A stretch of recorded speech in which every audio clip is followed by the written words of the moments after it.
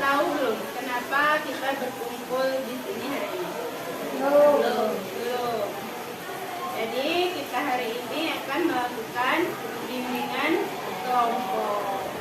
Baiklah, sebelum kita memulai bimbingan kelompok pada hari ini, kita berdoa dulu karena biar kegiatan kita hari ini berjalan dengan lancar. Silakan dipimpin. Marilah teman-teman semua kita berdoa sebelum memulai bimbingan kelompok pada hari ini. Berdoa dengan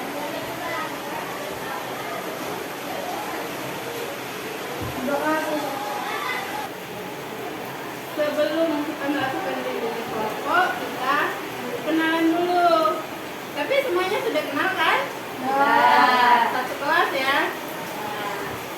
Nah, kalau gitu kita biar saling lebih mengakrabkan. Ya. Ayo dimulai dari sebelah sini. Kenalkan, nama saya Faisal Alfatihah. Kata-kata dari saya yaitu jangan takut gagal dalam mencoba, karena kegagalan adalah bagian dari proses. Oke, ya. Kenalkan, nama saya Naolia Anissa. Kata-kata dari saya, harianmu akan menempati sebelummu tersendiri dalam hidupmu. Ya. Ya, lanjut. Kenalkan, nama saya dari Ansar. Kata saya, kesuksesan tidak akan bertahan, bisa dicapai dengan jalan pintas. Oke. Perkenalkan, nama saya dari P2. Kata-kata dari saya, tiada orang yang menjadi besar jika tidak dimulai dari yang kecil. Oke, selanjutnya. Kenalkan, nama saya Nurmana Pranita. Kata-kata dari saya, jalan hidup batu bermula dari satu langkah. Oke. Ya, selanjutnya. Tetap semangat kalau tanpa semangat. Oke. Kenalkan, nama saya Nurmana Pranita. Kata-kata dari saya, semuanya seperti yang belum. Oke, terakhir. Kata-kata dari saya, jika orang lain bisa, maka aku juga bisa. Oke. Sudah semangat belum nih? Beneran sudah semangat? Kurang semangat?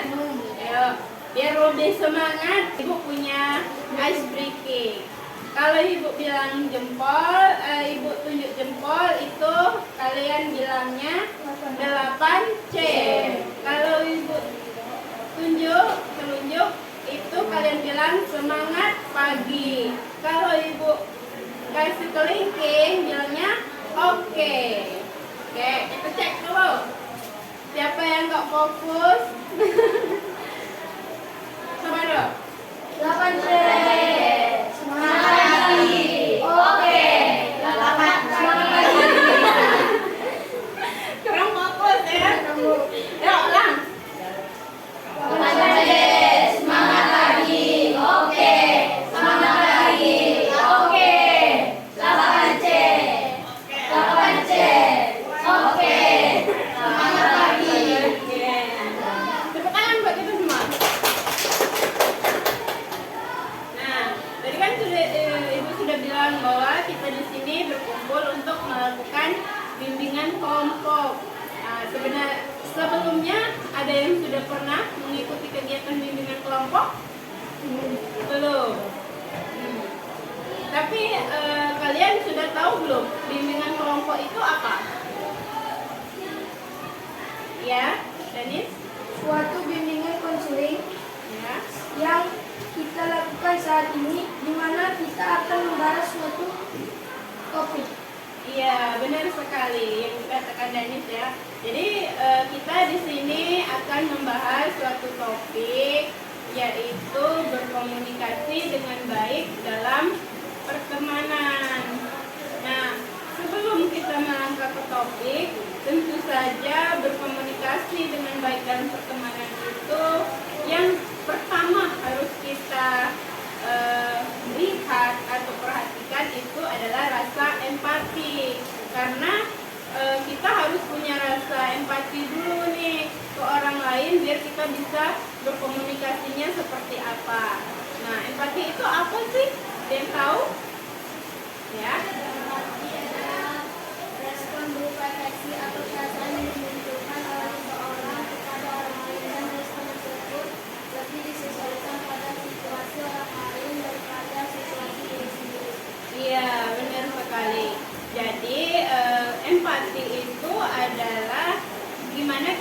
merasakan perasaan orang lain.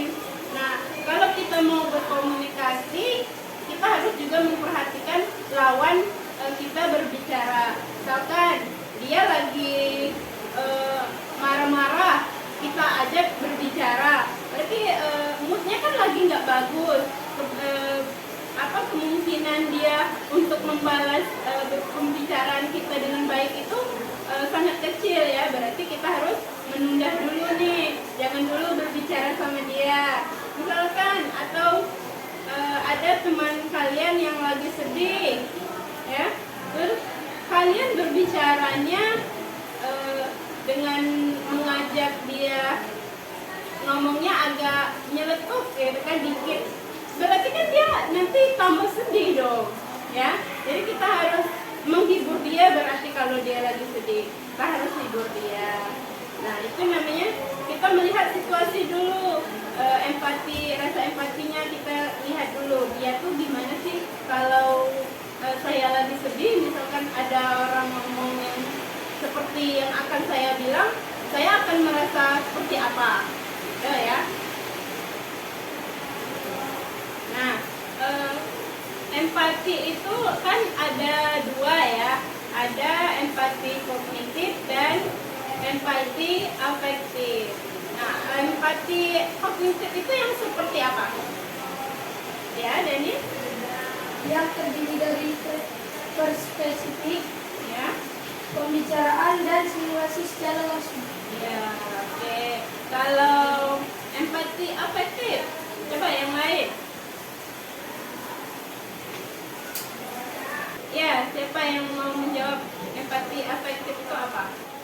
Ya, Empati efektif terdiri dari keluaran emosi, responsivitas, distribusi, dan responsivitas yang mewakili. iya benar sekali. Nah, kalau empati kognitif itu perspektif pembicaraan dan simulasi secara langsung ya. Jadi spontan nih. Seperti kita nggak tahu nih dia keadaannya seperti apa. Jadi kita belum tahu, belum merasakan. Sekiranya seperti ini, ada teman kalian lagi duduk, kalian datang langsung ngobrol, padahal kalian kan belum tahu dia keadaannya seperti apa. Nah, kalau empati efektif itu penularan emosi, responsivitas di sekeliling dan responsivitas yang mewakili. Jadi kalian sudah tahu ataupun orang-orang di sekeliling itu sudah tahu ya bahwa dia itu lagi sedih, sudah ngomong, dia lagi sedih, gitu kan? Berarti kan kita mengetahui juga. Kita sudah membahas empati itu apa, bahwa empati itu ada dua ya. Jadi sekarang kenapa sih penting kita punya rasa empati? Ada yang bisa? Iya, Yana? Menyadari dan menerima kelebihan serta kekurangan diri. Iya, benar. Ada yang lain? Ya, Ali? Menghargai keunikan dan kekurangan teman-teman. Iya. Ada yang lain? Iya. Membangun hubungan pertemanan yang lebih dekat dan harmonis. Iya, benar sekali. Jadi dengan kita punya rasa empati, kita bisa punya pertemanan yang lebih baik, kita bisa merasakan orang lain, jadi komunikasi kita juga terkontrol ya, karena kita tahu nih lagi gimana keadaannya, jadi kita ngobrolnya harus bagaimana atau berbicaranya, menegurnya seperti apa. Selanjutnya kan kalian sudah mengetahui nih empati itu seperti apa maupun kenapa penting punya rasa empati. Nah, kita masuk nih ke topik kita, berkomunikasi dengan baik dalam pertemanan. Nah, ada yang tahu nggak keterampilan berkomunikasi itu apa? Ya. Proses interaksi kegiatan manusia yang terdiri atas dua orang atau lebih yang saling memengaruhi dan bertukar informasi, pengetahuan, pikiran agar dapat menjaga partisipasi satu sama lain sehingga informasi yang diberitahukan tersebut menjadi milik bersama. Iya, benar sekali. Jadi memang keterampilan berkomunikasi itu yang pastinya kalau kita berkomunikasi nggak sendiri ya, pasti ada lawan komunikasinya. Kalau sendiri itu terjadi apa? Gila. Iya. Kalau komunikasi itu pasti ada 2 orang atau lebih. Seperti itu. Dan itu bisa bertukar pikiran, bertukar informasi, ataupun hanya sekedar ngobrol biasa. Itu sudah benar ya yang disampaikan tadi, keterampilan berkomunikasi itu apa. Sekarang ciri-cirinya, ciri-ciri berkomunikasi yang baik itu seperti apa? Ya. Harus saling memahami agar dapat dipercaya. Iya benar, harus saling memahami agar dapat dipercaya. Kalau kita nggak saling paham, bisa jadi itu dibilangnya ngoceh, itu bohong, ya kan? Saya nggak percaya sama dia, seperti itu. Oke, ada lagi?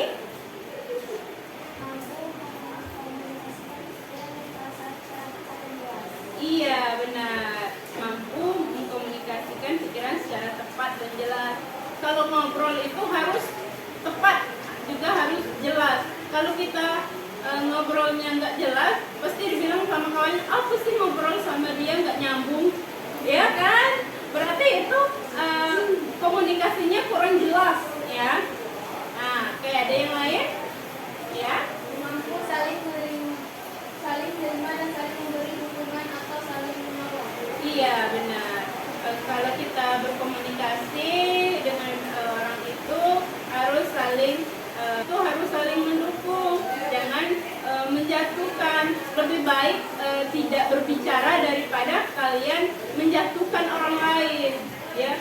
Misalkan ada nih kawan kalian lagi sedih, jadi kalian harus menghibur, harus mendukung dia. Nilainya jelek, misalkan yang tahun kemarin itu dapat juara 1, sekarang dia turun peringkat 3. Jadi kita harus kasih dorongan lagi, semangat ya, kejar lagi nilainya. Oke, ada lagi? Ya, Ziva? Mampu memecahkan konflik dan bentuk masalah tersebut. Iya, benar. Jadi kalau komunikasi yang baik itu memang kita harus memecahkan masalah itu juga dengan baik. Misalkan contohnya seperti apa kira-kira? Ada yang tahu nggak? Ya, misalnya seperti ini. Kalian punya konflik nih di kelas, ya. Jadi kalian itu kalau komunikasinya baik kan harusnya nggak diam-diaman kan. Jadi harus ngobrol. Oh, saya nggak suka tadi kamu seperti ini, ya. Iya, yang lain ngobrol lagi. Iya maaf ya, mungkin saya tidak akan mengulangi lagi seperti itu. Jadi kalau komunikasi kalian baik, pasti permasalahan yang kalian hadapi itu bisa dipecahkan. Tapi kalau komunikasi kalian nggak ada, ya udah ini saya nggak suka tuh sama dia, jadi didiamkan saja, akhirnya tetap sampai beberapa hari tetap berdiaman. Itu ya permasalahannya nggak selesai. Iya benar sekali, seperti yang sudah kita pertama sekali tadi ya dijelaskan bahwa berkomunikasi itu memang sangat penting, namanya rasa empati. Selanjutnya ada lagi? Ya, Yana? Keterbukaan. Keterbukaan seperti apa? Bersedia berbagi pikiran dan perasaan secara jujur, tapi tetap memperhatikan batas masing-masing. Iya benar. Ada lagi? Ya. Respect seperti apa? Menghormati perbedaan pendapat dan latar belakang masing-masing. Iya benar. Jadi kita harus respect, apapun yang dikatakan teman juga harus kita hargai biar tidak terjadi konflik ya. Oke, selanjutnya ada lagi? Umpan balik. Seperti apa itu? Memberikan tanggapan yang membangun terhadap pesan yang disampaikan. Iya benar. Seperti tadi kalau sudah ada respect berarti umpan baliknya juga baik. Tapi kalau tidak ada respect kan dia berpendapat kita tidak setuju. Tapi kita tidak mempunyai respect. Pasti kalian menjawab misalnya apa sih tuh nggak jelas, ya kan? Itu umpan balik. Berarti umpan baliknya kurang bagus. karena tidak ada rasa respect. Harusnya di respect tadi ada rasa saling menghargai pendapat ya. Nah, kalau sudah komponen, lalu etika nih, etika berkomunikasi yang baik itu seperti apa? Ya. Gunakan bahasa yang sopan dan tidak menyakiti orang lain, menghargai waktu dan perhatian orang saat berbicara. Oke, benar. Ada yang lain? Ya. Menghindari bergosip atau menyebarkan informasi pribadi dengan orang lain. Menggunakan media sosial dengan bijak. Iya, benar. Jadi kalau etika berkomunikasi itu emang benar ya. Jangan menggosip. Jangan suka menggosip nih. Biasanya kan gosip itu kebanyakan hoax, ya kan? Menghibah. Iya, menghibah. Belum tentu benar juga ya kan? Itu nggak baik. Jadi nanti bisa menimbulkan konflik ya. Apalagi sampai ke medsos. Ya kan punya medsos semua kalian kan? Menghibahnya sampai ke medsos. Ya. Nanti dilihat banyak orang padahal belum tentu kebenarannya. Ya, jadi harus memang hati-hati berkomunikasinya, dijaga benar-benar agar tidak terjadi konflik dengan orang lain, agar hubungan pertemanan ataupun hubungan dengan keluarga, dengan siapapun itu tetap terjalin nih dengan baik, karena kita nggak tahu kebenarannya seperti apa, ataupun memang itu benar tapi itu memang bukan urusan kita, nggak usah nimbrung ya, karena bukan urusan kita, nggak usah, ngapain kita ya gitu. Jadi kita sudah membahas pentingnya rasa empati dalam berkomunikasi, komponen-komponennya, ciri-ciri berkomunikasi yang baik seperti apa ya kan. Ada yang bisa menyimpulkan nggak kira-kira dari materi kita? Ya, Zulfa? Keterampilan berkomunikasi yang baik memerlukan pemahaman tentang empati, keterbukaan dan sikap menghargai. Dengan mengembangkan keterampilan dapat membangun hubungan yang sehat, menyelesaikan konflik secara positif dan membangun hubungan pertemanan yang harmonis. Iya, benar sekali. Jadi sekarang kalian sudah memahami belum? Sudah. Komunikasi yang baik. Sudah. Ya. Jadi jangan lagi ada nanti terjadi konflik karena komunikasi yang kurang baik ya. Nah, sekarang Ibu mau dengar komitmen kalian setelah melakukan bimbingan kelompok ini. Ayo, dimulai dari sini. Setelah melakukan bimbingan kelompok, saya memiliki komitmen. Iya. Yaitu saya akan memiliki hubungan yang sudah terpuruk ataupun sedih. Iya, selanjutnya Yana. Komitmen saya mampu saling menerima dan saling memberikan dukungan atau saling menolong. Iya. Oke. Dan saya berkomitmen akan menjadi orang yang Komitmen saya harus lebih mengembangkan rasa empati saya. Komitmen saya akan memberikan rasa empati pada orang lain. Komitmen saya akan berbicara lebih kepada jelas. Komitmen saya akan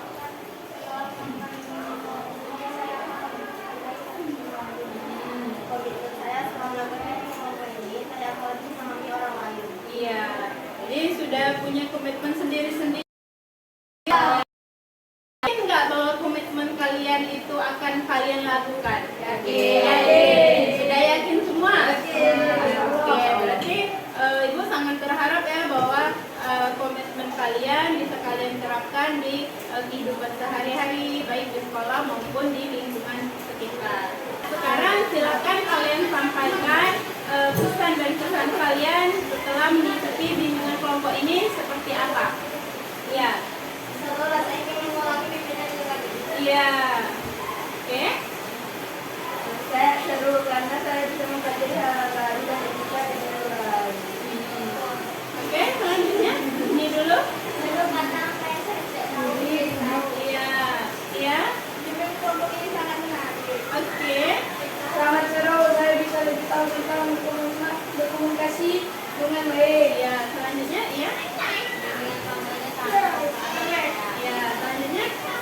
saya dapat berkomunikasi dengan dekat. Iya. Ya. daripada bimbingan kelompok ini sangat kalian berguna. Oke. Berarti kalian merasa bahwa